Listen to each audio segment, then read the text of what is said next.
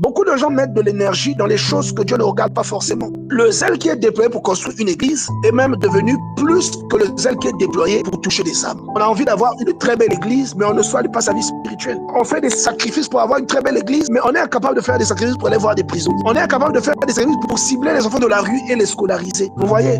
C'est-à-dire l'ambition derrière quelqu'un qui est appelé a même changé de priorité. Et c'est grave parce que Dieu nous a armés dedans, pas pour construire des églises, mais pour toucher des âmes.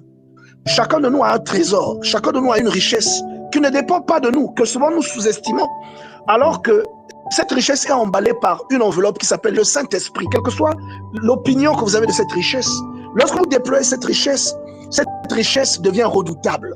Et même quand cette richesse ne touche qu'une seule personne, vous atteignez parfois là le quota que Dieu vous a donné. C'est qu'une seule personne soit atteinte. Vous voyez, je me rappelle de Philippe, un évangéliste, un apôtre, qui a été déployé, qui a été envoyé quelque part par Dieu pour aller toucher seulement une seule âme. Quelqu'un qui a converti toute la Samarie. Il va toucher une seule âme, l'eunuque éthiopien. Pourquoi? Parce que cette âme était importante. Personne ne peut connaître la valeur d'une âme aux yeux de Dieu. Personne ne peut savoir quelle est la répercussion qu'une seule âme peut avoir sur beaucoup de gens. Donc j'aimerais dire d'entrée de jeu vous dire, ne sous-estimez jamais votre don. Ne regardez jamais votre don comme vous le considérez, mais comme Dieu, l'investisseur qu'il a déposé en vous. Comment est-ce qu'il considère ce don? Ne regardez jamais vos limitations. Dieu t'appelle à une œuvre et que cette œuvre est facile pour toi. Ça veut dire que ce n'est pas Dieu qui t'a appelé.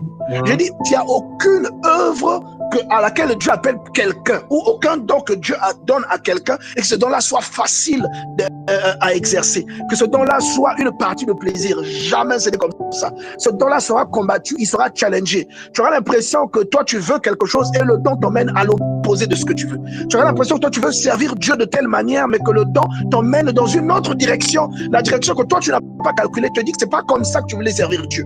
Et rappelez-vous toujours de l'histoire de Jonas. Dieu lui dit va à Ninive. Lui il est parti à Tarsis. Ça illustre en fait quelqu'un qui a une vocation que Dieu envoie dans une direction pour aller utiliser son don, le don pour lequel il a été investi, mais que la personne prend une direction opposée pour aller faire ce que lui il estime, ce que lui il pense que c'est comme ça que ça va se faire. Et moi j'appelle ça souvent une zone de confort. Vous serez combattu dans votre don, soit par un membre de votre famille, soit par une connaissance d'enfance, soit par quelque chose, soit par vous-même. Vous serez combattu dans votre don spirituel, dans ce dans quoi Dieu vous appelle à manifester. Vous savez pourquoi? Parce que c'est une source de salut pour beaucoup de gens. Et celui qui vous combat, même quand c'est un être humain, reconnaissez l'ennemi derrière lui. Même quand c'est votre sentiment, c'est ce que vous ressentez dans votre cœur. Même l'apôtre Pierre, qui était très proche de Jésus, qui marchait, mangeait, dormait avec Jésus. Un jour, le diable s'est saisi de lui. Il a dit à Jésus, tout cela ne t'arrivera pas. Jésus lui a dit, arrière de moi, Satan. Ce n'est pas toi, mais c'est la volonté de Dieu qui doit s'accomplir. Donc même toi-même, le diable peut t'inspirer quelque chose pour te décourager, pour lâcher une sorte de poison dans ce que Dieu te demande de faire. Mais je veux te dire qu'il n'y a aucun investissement que Dieu donne à quelqu'un qui est facile. Ton investissement sera parsemé d'embûches. Tu auras du mal à exercer certaines choses dans cet investissement-là que le Seigneur t'appelle à exercer. J'aimerais vraiment que quelqu'un devienne conscient de cela, bien-aimé dans le Seigneur. C'est-à-dire la distinction de votre vie viendra au travers de l'investissement que Dieu a mis dans votre vie.